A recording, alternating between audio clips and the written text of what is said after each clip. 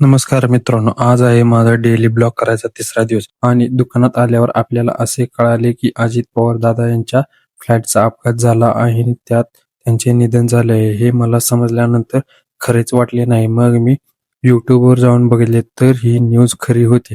त्यानंतर दुकानात काय मध लागेना कामात तसेच आपण दुपारी घरी जेवण करण्यासाठी गेलो. त्यानंतर मी त्वचा रोग तज्ञ डॉक्टरकडे गेलो.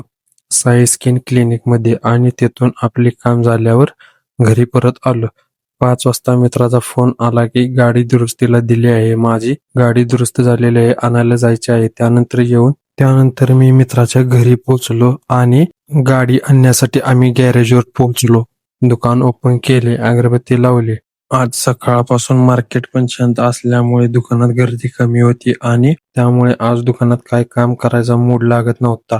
मित्रांनो, आजचा ब्लॉग आवडला असेल तर लाईक, शेअर, कॉमेंट करायला विसरू नका आणि आपल्या भावाला फॉलो करायला विसरू नका.